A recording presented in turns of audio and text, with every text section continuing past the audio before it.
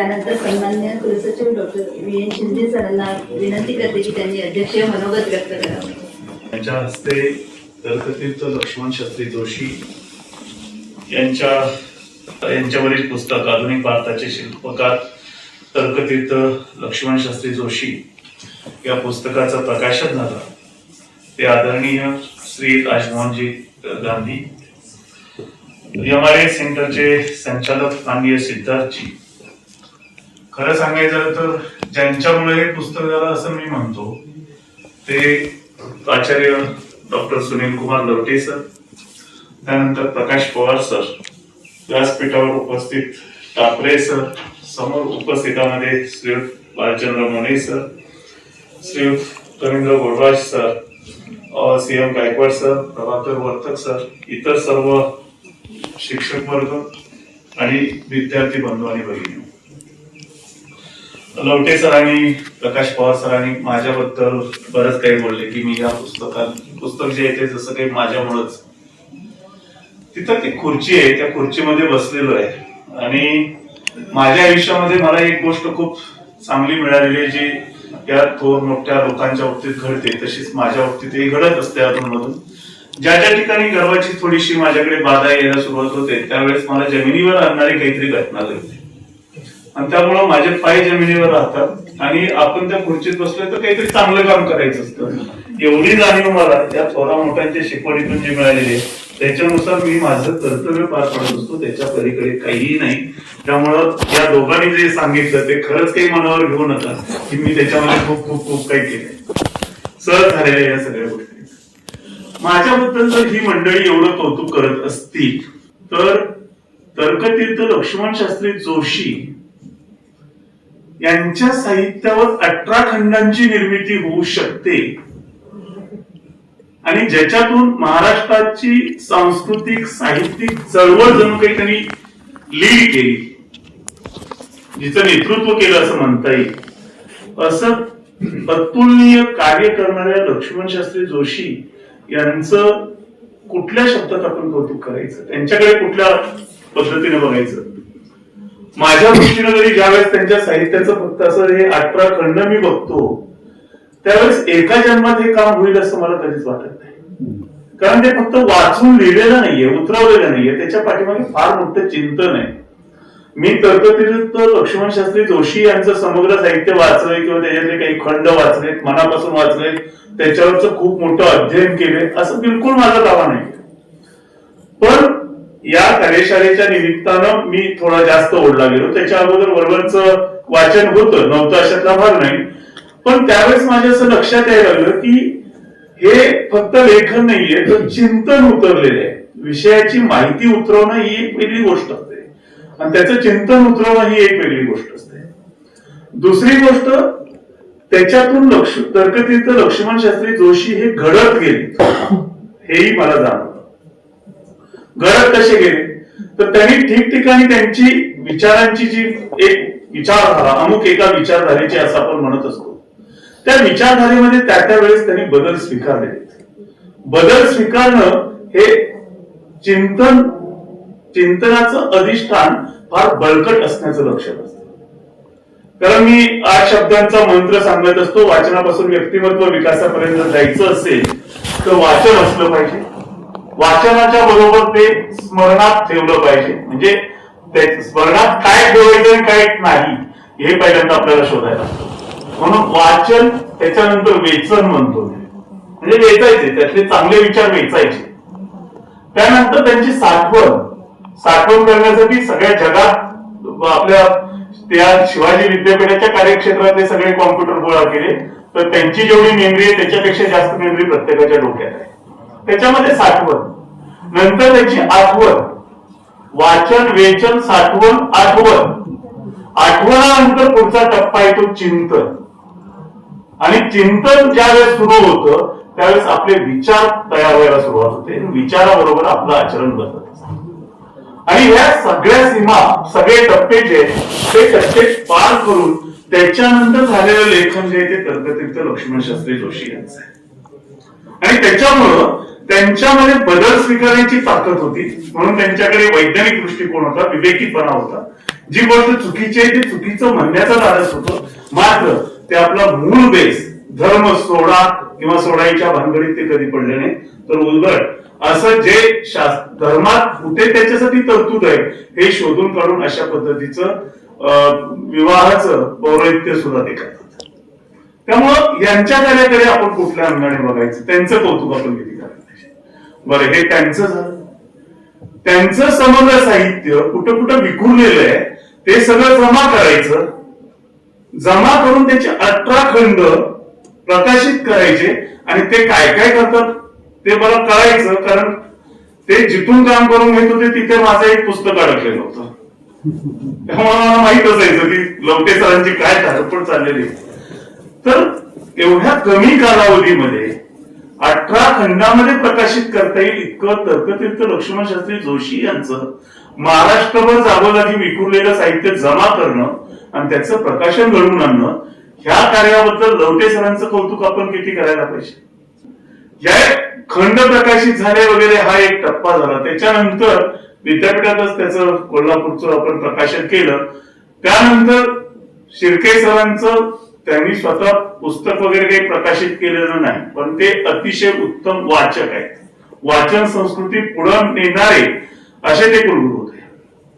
त्यांनी त्यांच्याकडे हा विचार पोहोचल्याबरोबर त्यांनी त्या कार्यशाळेचं आयोजन केलं आणि त्याच्यामध्ये झालेली व्याख्यानं इतकी सुंदर होती की त्याचं पुस्तक करावं असं मी माझ्याच तोंडून बोललो आणि ते विद्यापीठामार्फतच करावं ही पण मी अपेक्षा व्यक्त केली. कारण कार्यशाळा विद्यापीठात झाली, विद्यापीठ पुस्तकं प्रकाशित करतं, तर हा एक ऐतिहासिक दस्तऐवज सुद्धा विद्यापीठातून व्हावा. आता इच्छा स्वतःच बोलायची आणि त्याच्यामध्ये म्हणजे कारभारी म्हणून न थांबता आपण पाठीमागं पळायचं असं कोण करू शकेल का, म्हणून मी म्हटलं की मी माझं फक्त कर्तव्य. या सर्व लोकांनी केलेलं कार्य जे ते शब्दात वर्णन करू शकत नाही, इतकं मोठं आहे. फक्त एकच गोष्ट विद्यार्थ्यांना सांगायची मला. आता विद्यार्थी आहेत म्हणून मी तर्कतीर्थ लक्ष्मण शास्त्री जोशी यांच्या आयुष्यातले 2 गोष्टी ज्या आतापर्यंत मला कुठे बघायला मिळाल्या नव्हत्या, चर्चेत आलेल्या नव्हत्या, कदाचित लवटे सरांनी ऐकलेल्या असू शकते, पण विचार व्यक्त करताना त्यातला तो गुण जो आहे तो मी माझ्या अंगी आणायचा थोडा प्रयत्न करतो, म्हणून मला ते आज विद्यार्थ्यांना सुद्धा सांगावं असं वाटतं. अरुण गोडबोले नावाचे गृहस्थ साताऱ्यातले मोठे टॅक्स कन्सल्टंट होते, नंतर ते चित्रपट तयार करण्यासाठी पण पुढे आले. यांच्या बरोबरचे दोन्ही प्रसंग आहेत. तर अरुण गोडबोले यांनी पहिलं पुस्तक लिहिलं ते आयकराच्या संदर्भात होतं आणि आयकराच्या संदर्भातलं पुस्तक जे आहे त्या पुस्तकाचं प्रकाशन करायचं होतं. आता ह्या पुस्तकाचं प्रकाशन करायचं कुणाकडे, तर तर्कतीर्थ लक्ष्मण शास्त्री जोशी यांचे आयकर सल्लागार हेच असल्यामुळं सोपं आहे ना, पाहुणा घरातलाच आहे. त्यांनी त्यांच्याकडे निरोप पाठवला. निरोप पाठवल्यानंतर कोल्हटकर म्हणून त्यांच्या म्हणजे तर्कतीर्थ लक्ष्मण शास्त्री जोशी यांच्याबरोबर जे कोल्हटकर असायचे त्यांनी सांगितलं की आम्ही तर नांदेडला आहे आणि तिथून या कार्यक्रमाला त्यावेळी येणं शक्य नाहीये. तर मग ह्यांनी होकार मिळवलेला होता अगोदर. यांनी कोल्हटकरांना सांगितलं की शास्त्रीजींनी होकार दिलेला आहे, होकार दिलाय म्हणल्यानंतर त्यांनी सांगितलं त्यांनी होकार दिलाय ना, मग काही झालं तरी ते येणार.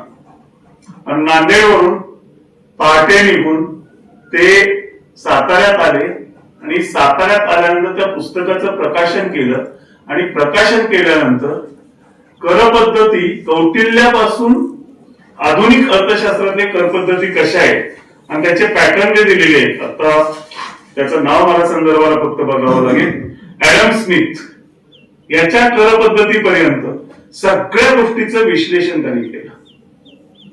धर्मशास्त्राचे मूळ विद्यार्थी असलेले तर्कतीर्थ लक्ष्मण शास्त्री जोशी अर्थशास्त्रातल्या कर पद्धतीवरती कर प्रणालीवरचं पुस्तक लिहिलेलं आहे.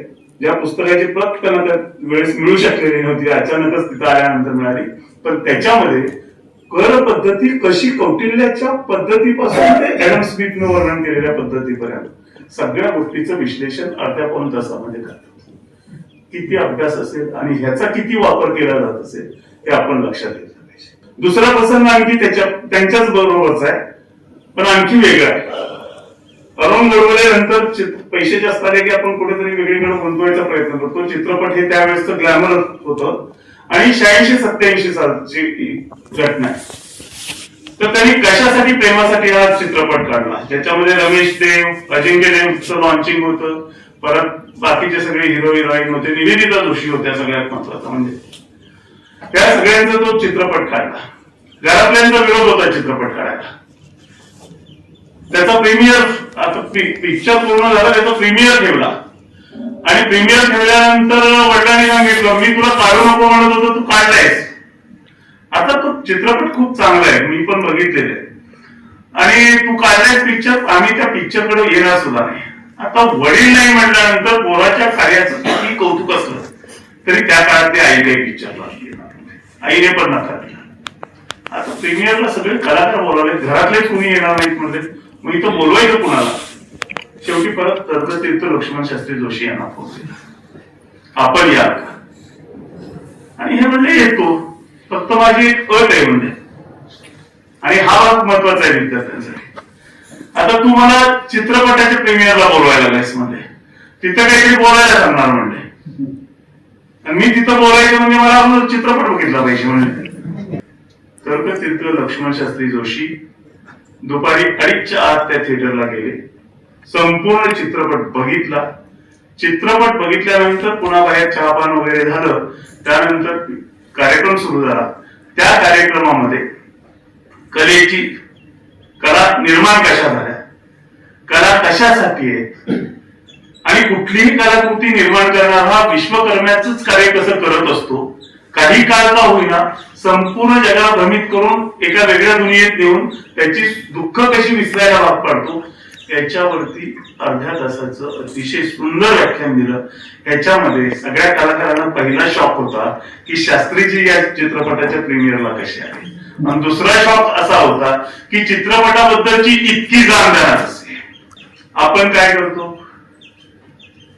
विद्यार्थी म्हणून आपल्याला पालकांनी इथं ठेवलेलं असताना सुद्धा विद्यार्थी पण जपत नाही, आपण परीक्षार्थी म्हणतो.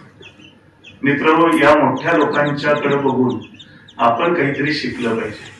आणि त्यातला सगळ्यात महत्वाचा भाग एक लक्षात ठेवा, शिक्षक तुमच्या बरोबर काही काळ असतील, त्या ज्यावेळेस तुम्ही भेटाल त्यावेळेस ते मार्गदर्शनही करतील, प्रत्येक जण तुम्हाला मदत करायचा प्रयत्न करेल, पण खरे आपले सखे सोबती जे असतात, ज्याच्यातून आपण घडत असतो, ती पुस्तक असतात. आणि पुस्तकामध्ये सुद्धा थोरा मोठ्यांची चरित्र जी असतात, ती चरित्र, एक एक चरित्र वाचणं, एक एक चरित्र ग्रंथ वाचणं म्हणजे त्या व्यक्तीचं आयुष्य आपण जगल्यासारखं असतं. ती फक्त वाचून उपयोग नाही, त्याच्यावरती आपण चिंतन मनन केलं पाहिजे. आणि तसंच चिंतन मनन तर्कतीर्थ लक्ष्मण शास्त्री जोशी यांच्या कार्याविषयी त्या 2 दिवसामध्ये विद्यापीठामध्ये जे घडलं, त्याचं एक सुंदर पुस्तक आपल्या विद्यार्थ्यांच्यासाठी, या परिसरातल्या लोकांच्यासाठी आणि मराठी भाषिकांच्यासाठी उपलब्ध व्हावं ही माझी एक आंतरिक इच्छा होती. आणि त्या इच्छेप्रमाणे मी फक्त त्याच्यामध्ये हातभार लावलेला आहे. तुमच्यासाठी हा ठेवा तयार केलेला आहे. आमच्या जनरेशनच्या बराच काळ पुढे लोटलेला आहे. आम्ही वाचत राहू, आमच्या सवयी सुटणार नाही. वाचू नको म्हणून सांगितलं तरी आम्ही पुस्तक सोडणार नाही. ते सगळं तुमच्यासाठी आहे. तर याचा तुम्ही अवश्य लाभ घ्यावा. आज या ठिकाणी आलात, मला खूप वाईट वाटतं की या गेटवरून मी खूप वेळा गेलो, पण आतमध्ये आलो होतो. गांधी सरांनी जी इच्छा व्यक्त केली की MRI सेंटर आणि शिवाजी युनिव्हर्सिटीमध्ये एक बॉन्डिंग तयार व्हावं, मी आहे तोपर्यंत ते चांगल्या पद्धतीचं बॉन्डिंग तयार होईल. In our science language we call it as a coherent bonding, strongest bond get created during this tenure, that I assure you, from my side, from the university side, we will try our best.